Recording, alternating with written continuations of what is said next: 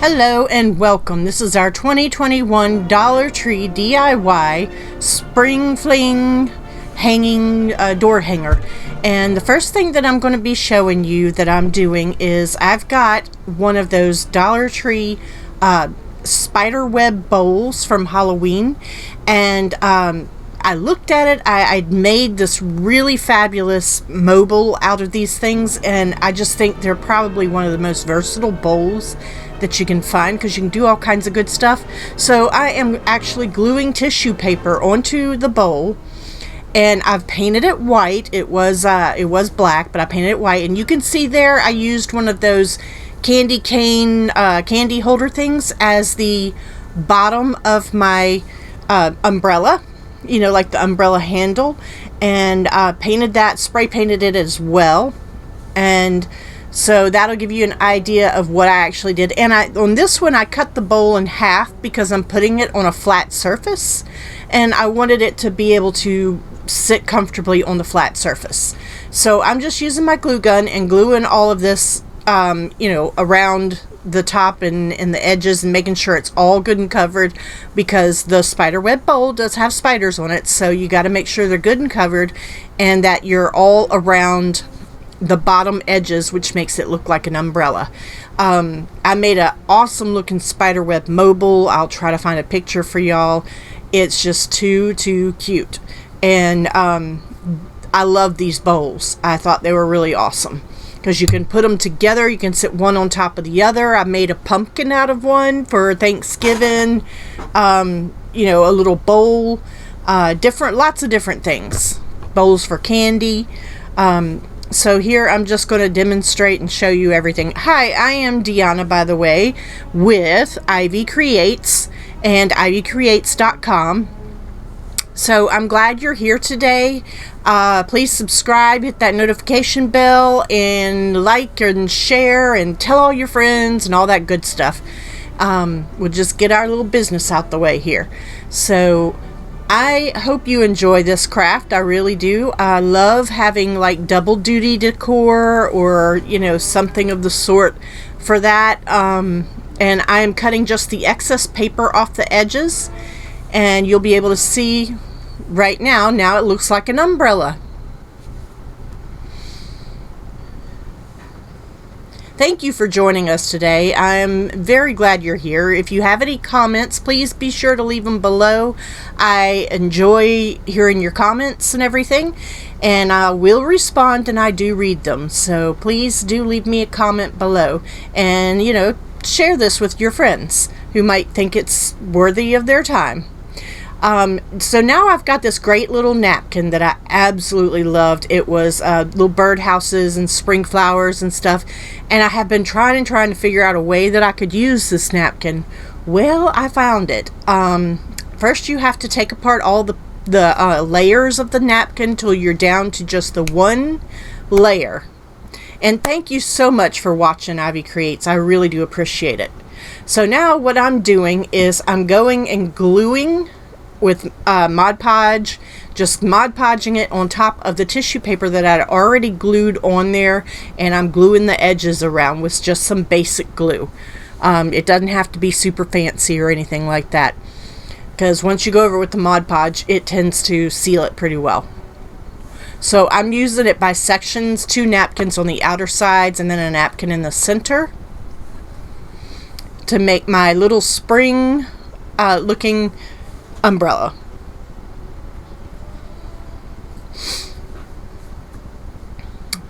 And I apologize for being out of frame. I am trying really hard to reorganize my room so you guys can see more of what I'm doing, but it just helps when it's close up, for you to be able to see all the details of what I'm doing. So now you can see I put the 3 napkins on there, and I've got them all glued nice and pretty, and it came out super cute. It's a nice looking little umbrella. And this is a piece of beadboard that I found on the side of the road. you know, I like to stop and collect wood. I never let wood go to waste. I find wood pieces, and to me, it's like playing with Lincoln logs. What can I make out of this? What can I do with it, you know? And my husband says I hoard wood, but that's a whole nother story. So anyways, I'm putting a base coat of Dixie Belle cotton across this beadboard to make sure it's good and covered, because this is going to be the backer for my spring sign. And I always love white beadboard. It's something about it. It's like a picket fence. It's, you know, it's just nice. Please visit Ivycreates.com. Now you can see what I did with this is when I got that base coat down, I went back with some white and some blue. And all I did was just drop some droplets of white and blue onto the wood, and then just kind of smear it around with some water and stuff to make it look kind of watery like the sky. And there was no particular type of what do you call it, no type of I can't even think, I'm sorry, I messed up my words, but you don't need a skill. That's it. You don't need a skill for this. You can just make it, swirl it around, make it blue and white. You know, just don't mix the colors too much. Just kind of leave some colors light and dark, and you know, just however you want to do it. And then I added some blobs of white on there to give it a little cloud look, and I just blobbed it. Now, next thing I did was I looked up on the internet to find wording that I wanted to put. I wanted spring. I wanted something that said spring. And so I looked it up on the internet, and I just copied it. And being that this is beadboard, it's like writing on a lined paper, like notebook paper. So it was perfect for that, because my handwriting is atrocious because I'm a lefty. And so if I look at something, I can draw it, especially if I've got lines to reference and make sure the sizing is correct.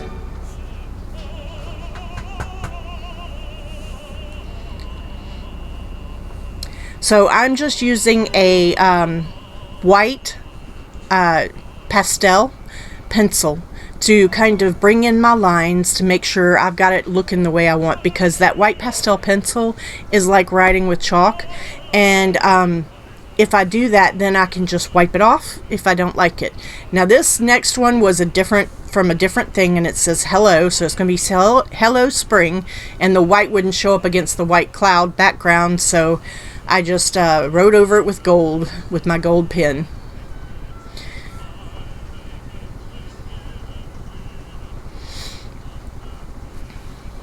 For me, the longest part really is doing the lettering.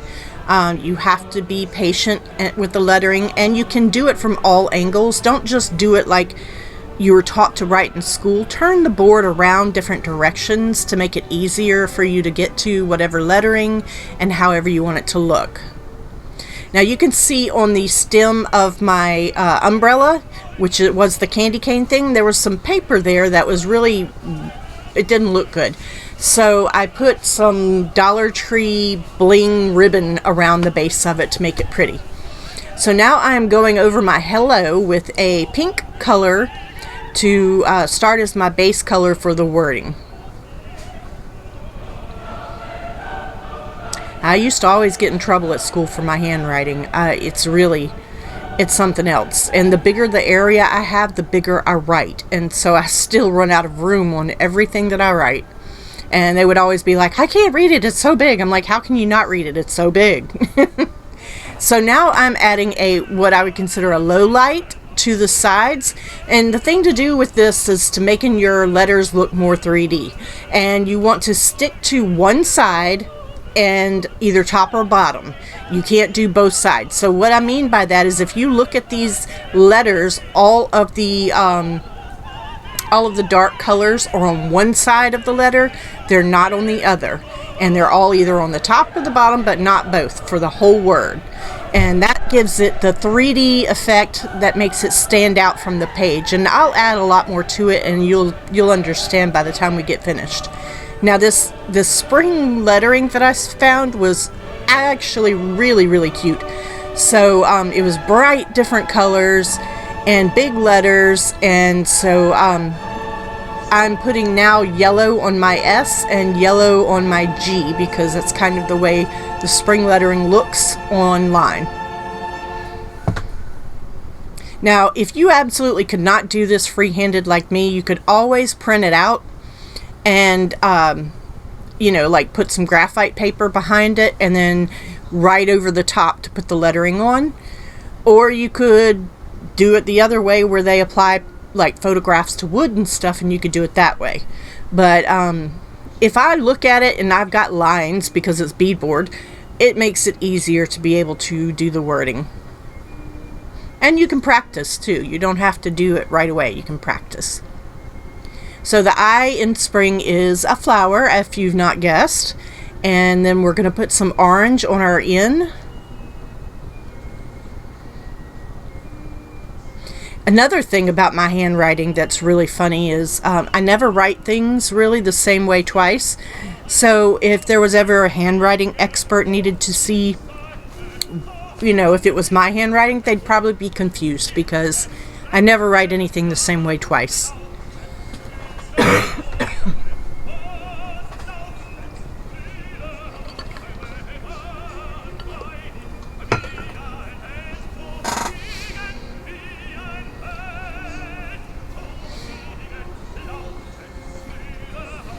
Okay, and the paints that I'm using are Americana, and I have these little paint pots that you a lot of times get when you're getting like you're buying sample paints or whatever, and I mix my own colors, so they're not any particular commercial color.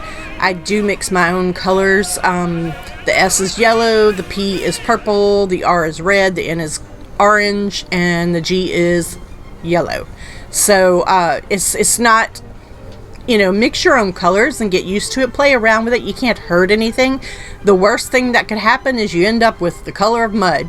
So you're not going to hurt anything by mixing your own colors up. And also, as opposed to working with a palette, it actually helps me to save on paint and to keep the paint good and not too cakey or dried up. You don't use as much paint. If you can use a little bit, put the lid on it and be done. So that's what I do with my paint pots, and I highly recommend using little paint pots, especially for small things like this, because you don't need a whole palette to pour everything out on and waste all that paint. Paint's expensive, and I am so frugal with it. I really, really am. And plus, if you do your own mixing in your paint pots, if you want to add like a little spackling paste or, you know, like the plaster of Paris or the chalk or whatever you want to add to your paint, you can add that to make it different bodies. And what I mean by that is thicker, thinner. You can add water, you can take it away. That's why I love acrylic paint anyways. It's because you can change all kinds of properties of the paint. So now I've done my little bumblebee. I added a bumblebee just by looking one up online. And then I also added a ladybug to the top of my P, as you can see. So we're getting there, almost done with her.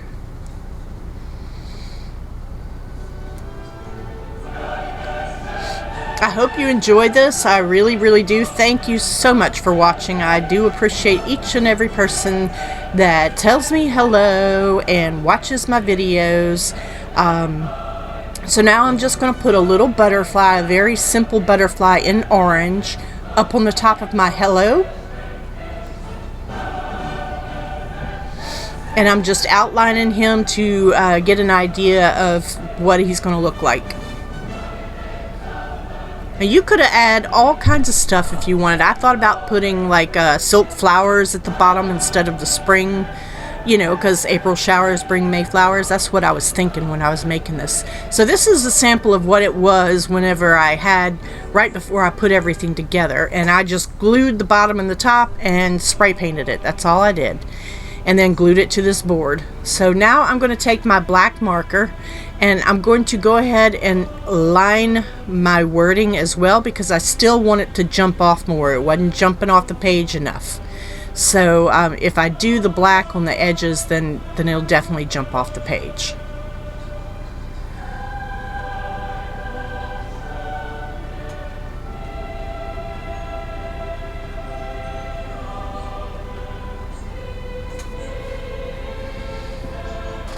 And this is easier because I'm doing examples. You can see exactly how you put the low light or the dark side of the lettering. You can also do white as opposed to like black or a darker color and make a highlight.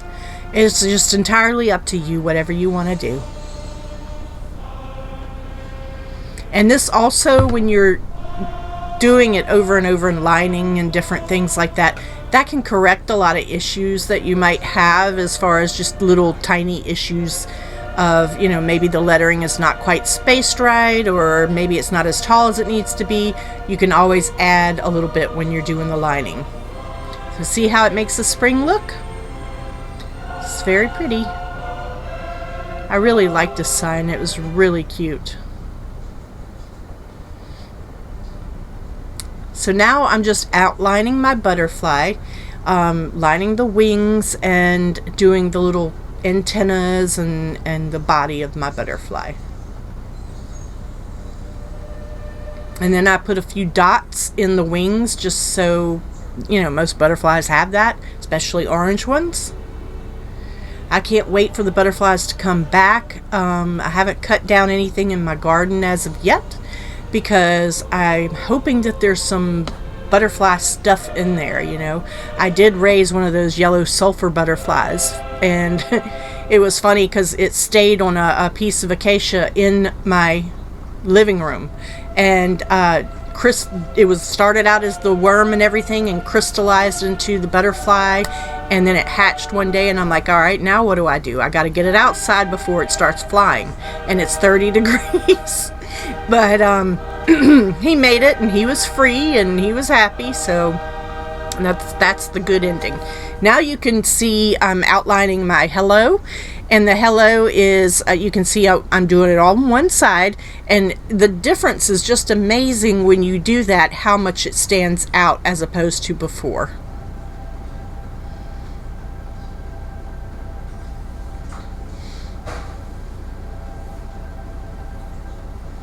And you could see that I was doing it from the side because it was easier for me to reach that way. Another thing that I've often heard artists say is that anytime that you're doing anything, painting or what have you, turn it different directions, and that'll help you see proportions better and how big it is. Hi, did you click that subscribe button and the notification bell? Well, if you don't hit that notification bell, you will miss out on our Thursday videos. So please go ahead, click it, and you'll be able to watch our videos that are coming up.